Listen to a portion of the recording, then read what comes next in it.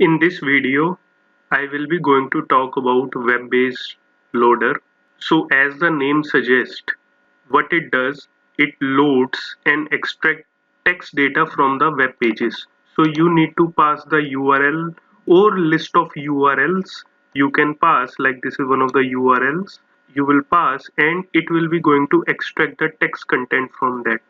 So internally it uses BeautifulSoup library, and this BeautifulSoup helps to read HTML and pull out the visible text. So what you have to do, you have to install this BeautifulSoup. Otherwise this web-based loader will not be able to extract the HTML text contents, because internally it is using BeautifulSoup. And how you will be going to install the BeautifulSoup, you have to use this command, which is pip install BeautifulSoup 4.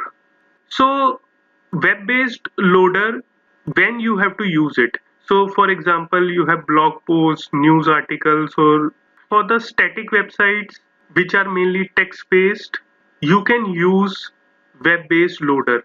But if you have web pages which are JavaScript heavy pages, in that case you can use Selenium URL loader.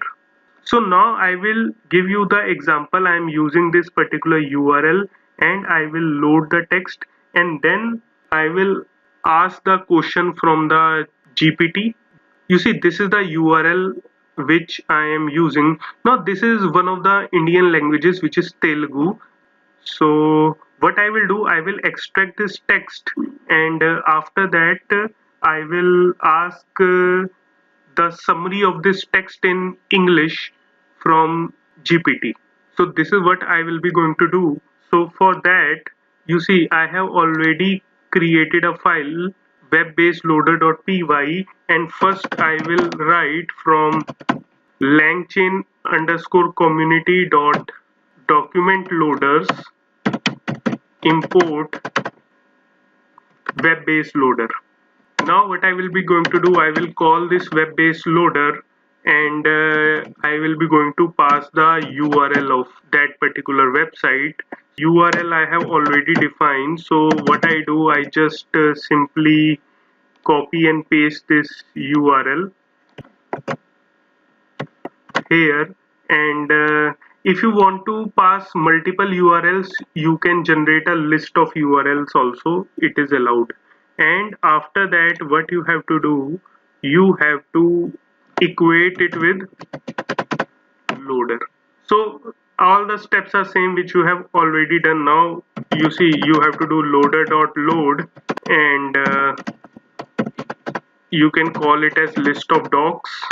But right now this will be going to return me only a single doc, because I have one URL. If you pass list of multiple URLs, then you will get the multiple document objects like doc0, doc1, doc2. But right now, because it's a single URL, so you will only see a single document. Now after that, what I will do, I can print the length of this list of documents. Just I want to show you the length of it, and I will be going to run this code. But you see, it will be going to give me error because I didn't install BeautifulSoup. So if I run this, it should give me error. So yes, it has given me error, and it is saying no module name BS4.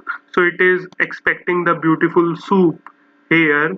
So what I will do, I will write this command which I have written here, pip install BeautifulSoup 4. So I copy this command and paste it here and hit enter.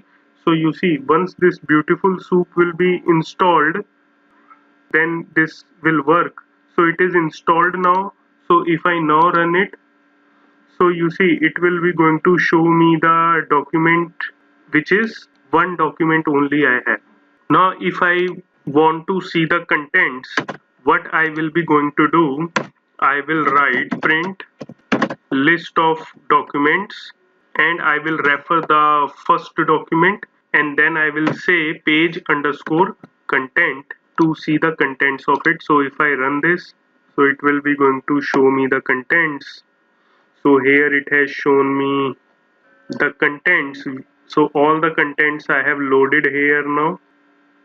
Now I will pass these contents to GPT and ask for the summary. So you see, I will do all the steps which I have done earlier. That I will be going to create a chain where the prompt template data will be sent to the model and the model data will be sent to the parser. So let's do it quickly. It will be a quick revision for you. So first what I have to do, from LangChain underscore OpenAI, I will be going to import chat OpenAI. Then from dot env I will be going to import load.env function, and after that from LangChain underscore core dot prompts I will be going to import prompt template. Then from LangChain underscore code dot output parsers I will be going to import string output parser. So now let me comment this also. First what I will do, I will call this load.env function.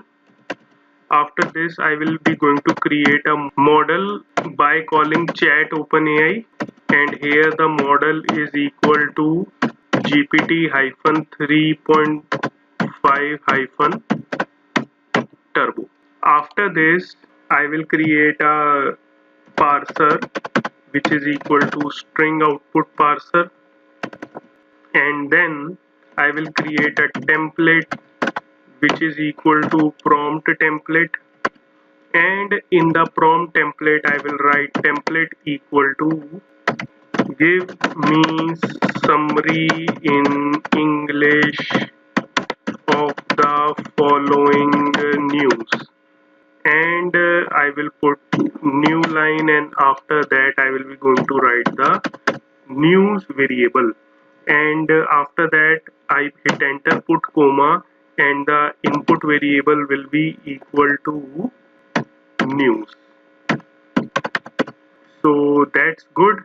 Now you see I am ready to make a chain. So chain will be equal to template, then model, then you see parser. After this I will be going to invoke the chain. So chain dot invoke, I will create a dictionary and the variable name is news. So you see I just copy this variable which is news, and I will be going to paste it here, and after that I will put colon, and you see the input to this news is this list of document 0 page content. So I will pass this and close the dictionary, and I will equate it with the result. After this I will be going to print the result. So that's it, my code is ready now, and what I do, I execute this particular code. So it should give me the summary in English, whatever the contents I have extracted from the website. So here you see I got this output. Former Indian cricketer Virat Kohli recently stated that he may never reveal what happened behind the scene, leaving something is written here about him, and some statistics about him. So it's working fine. So this is the demonstration of web-based loader. It is not possible to cover all the document loaders, but you have got the fair idea how to use the document loaders. So there are so many document loaders which I have already told you, which are available in LangChain. You can go to the documentation and explore. Also you see I want to show you that this time in the URL I have taken two URLs. This is one, and then you have second URL separated by a comma, and it is in the list, and I am passing the whole list as URL here, and you see now I am checking the length of list of documents. So it is showing me two documents. So for every URL one document object is created. So this time I have seen the two document objects for each URL.